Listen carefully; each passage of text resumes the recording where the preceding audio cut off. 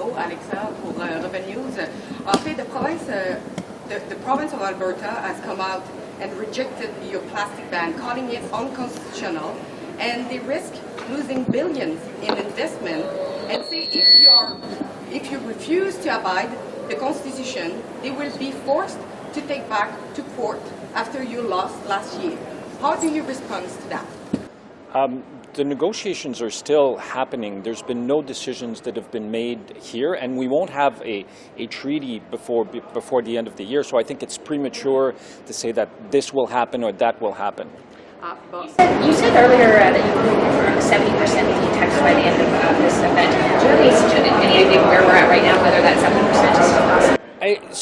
I just met with the chair of the INC, Mr. Vallas, Ambassador Vallas, and he also feels that things are going really well. So I think that, you know, this objective of cleaning up 70% of the tax is still very realistic and still very possible here in Ottawa. I didn't ask. I suppose I could ask my negotiators to give me an idea. But what I'm hearing, and it's not just from Canadian negotiators, but from negotiators from all around the world that I've had a chance to sit down and talk to, like, everyone is feeling very hopeful and very optimistic. Minister Guilbeault, I understand that the U.S. and Japan are still pushing back on production cuts. What do you think is needed to bring them on board?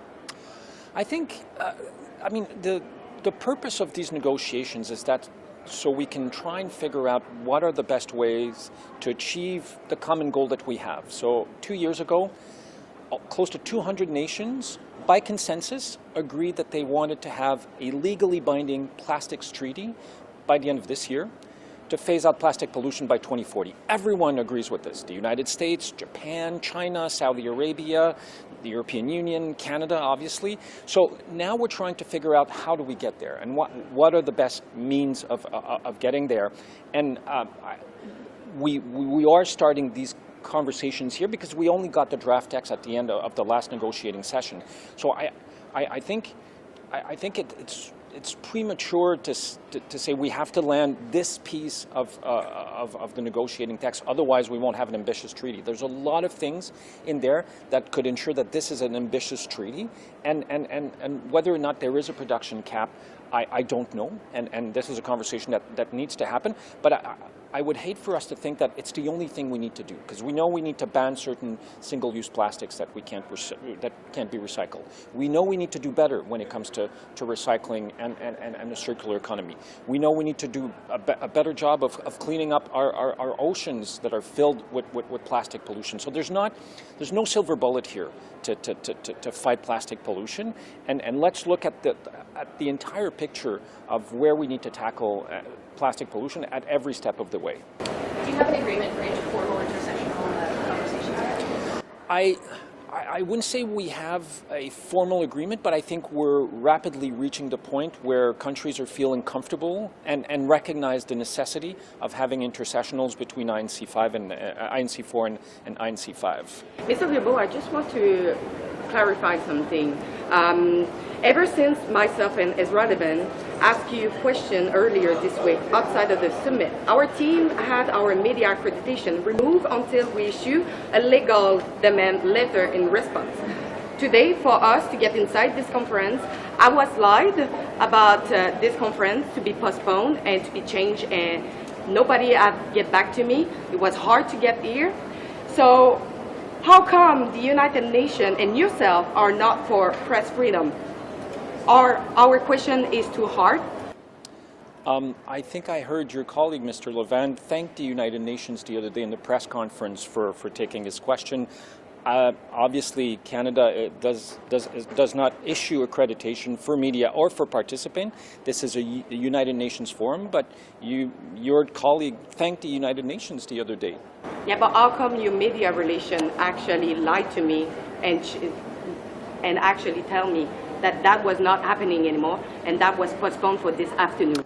I have worked with my colleague for 4 years, and she's never lied. So I'm sorry, but I profoundly disagree with the characterization of your question. What do you think is the biggest point between now and actually landing? Is it the idea of a production cap, or is it something else?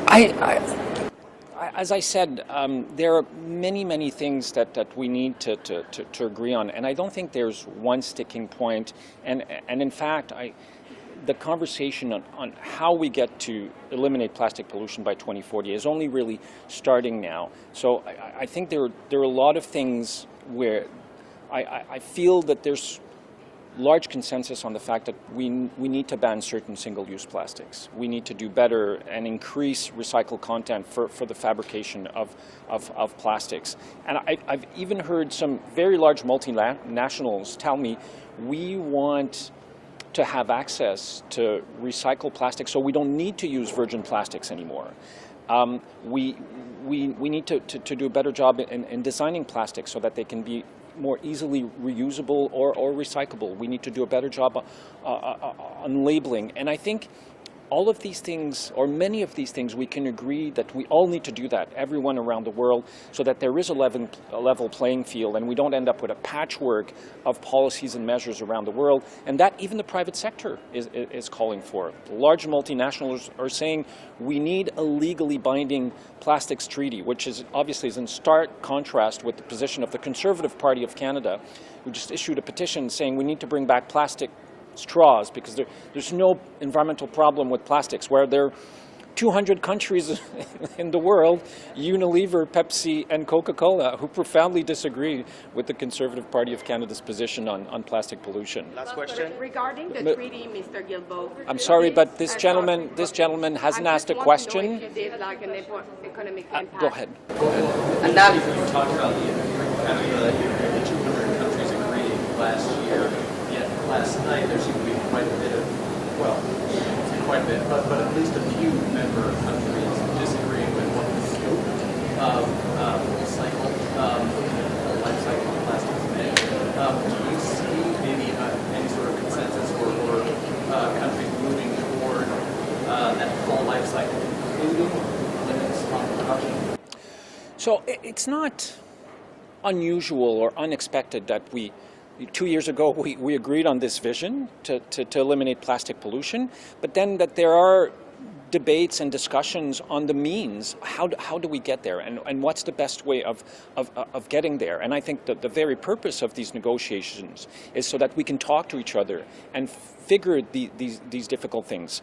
So I think it's difficult for me to predict where we will land by the end of the year, but I'm convinced that we will have all of the necessary elements to ensure that this treaty is an ambitious treaty, because that's what our public demands in Canada, in South America, in Africa, in Asia, because we have companies, big, medium, and small, who are asking us, who are telling us, we want a legally binding treaty because we know it will spur innovation, because we know it will help us limit our footprint, and because customers of these companies are asking for greener and for products that have less impact on our environment. So I can't predict exactly where we will land, but I'm confident that we will have an ambitious treaty by the end of the year. Thank you. Merci beaucoup.